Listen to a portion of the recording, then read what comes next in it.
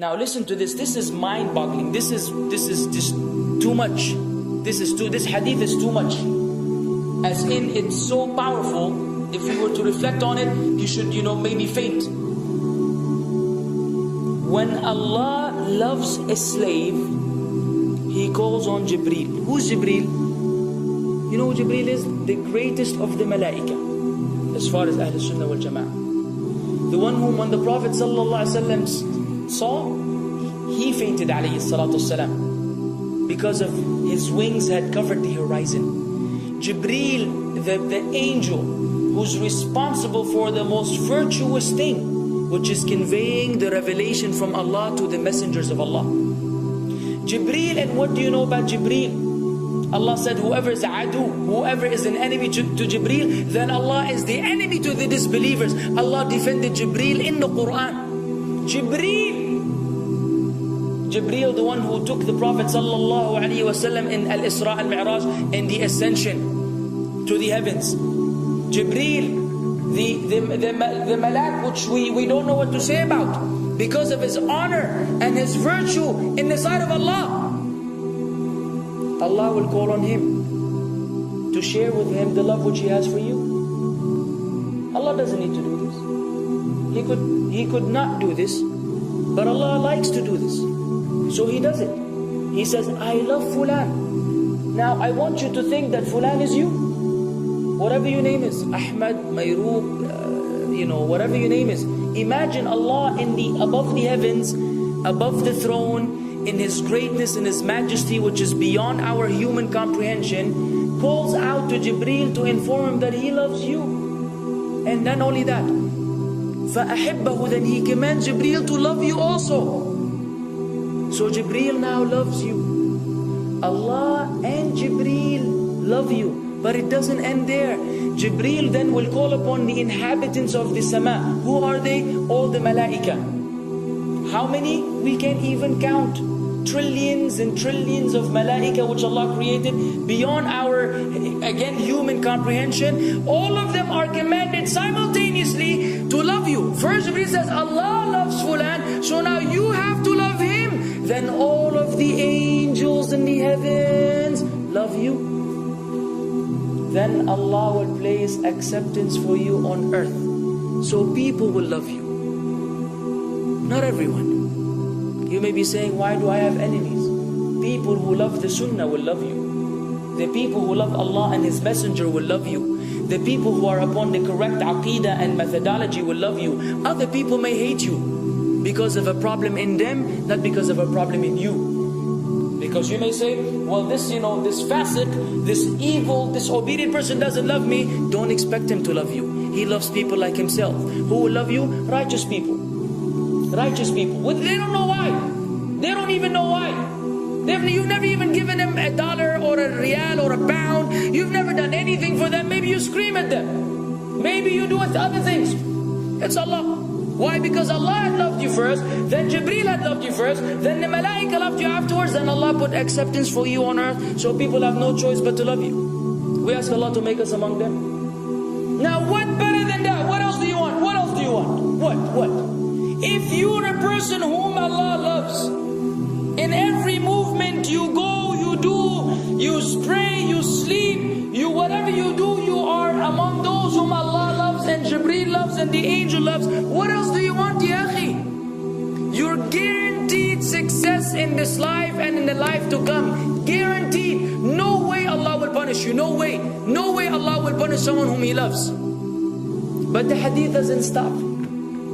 The hadith has a very saddening continuation, which we should seek refuge with Allah from.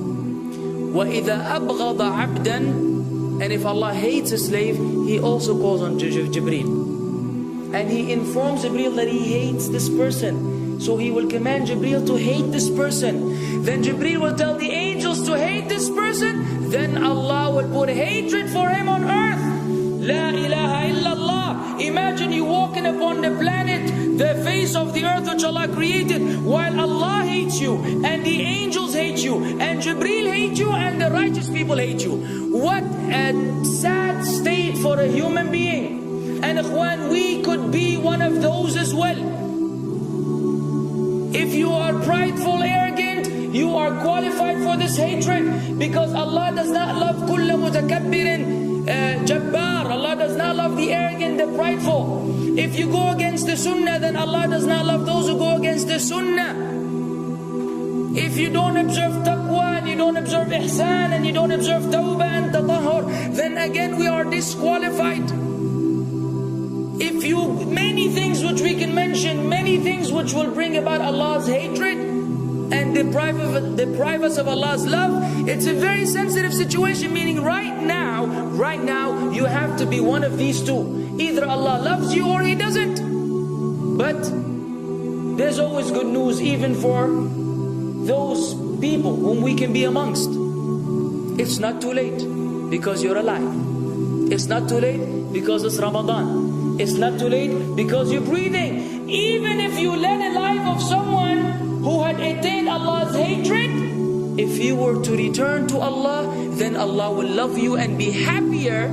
He will be so happy with your tawbah than a man who lost his mount in the desert. Upon it was his food and his drink, and then he waited under a tree for death, and all of a sudden he opened his eyes and he sees his camel or his horse or whatever that was right in front of him, and he gets so happy. He said, Allahumma anta abdi wa ana rabbuka. Oh Allah, you are my slave and I am your Lord. Kufr. He said a statement of kufr, but the Prophet ﷺ said, أخطأ من شدة الفرح. He made a mistake because he's so happy. You know when you're so happy that you may say things against what you want to say? When you're so happy that you just, you say words that mean nothing to anyone? Allah is happier when you return to Him than that person. What else do we want? For how long are we going to stay away from Allah? For how long are we going to lead the life of the heedless? For how long are we going to go against the sunnah? What are you waiting for? Death? Death. حتى إذا جاء أحدهم الموت قال رب ارجعون لعلي أعمل صالحا فيما تركت كلا. Until when death comes to one of them, you say, oh Allah, allow me to return so that I may do good in that which I left behind. And it will be said to him, no, it's only a word. إنها كلمة هو قائلها. It's nothing but a wish and a word he will have. It will not be fulfilled. Let us not wait for death, ya akhwan. If each one of us here, by Allah, if each one of us here acted upon the sunnah, lived according to the sunnah, and invited people to the sunnah, and enjoyed what is good, and forbade what is evil, wallah, we will make a major change in the city in which we live. And if Muslims hearing this all over the world had that same attitude, then we will change the condition of the whole ummah. So no enemy can come and play games with us. We will squash them, all of them. Because Allah will defend. إِن تَنْصُرُ اللَّهِ يَنْصُرْكُمْ وَيُثَبِّتْ أَقْدَامَكُمْ. If you aid Allah's deen, Allah will aid you and will keep your feet firm. But we don't even live according to the sunnah, let alone be given victory over the enemies. So we're being humiliated in everywhere we go in the world. So let us make that change. Now that Ramadan is here, now that you've been given this sudden inclination towards good, if we don't succeed, if we don't take advantage of this month, wallahi, we are losers. If Ramadan ends and you are the same way you were before Ramadan began, then one of us is a loser. If we don't return to Allah after Ramadan, then we are losers as well.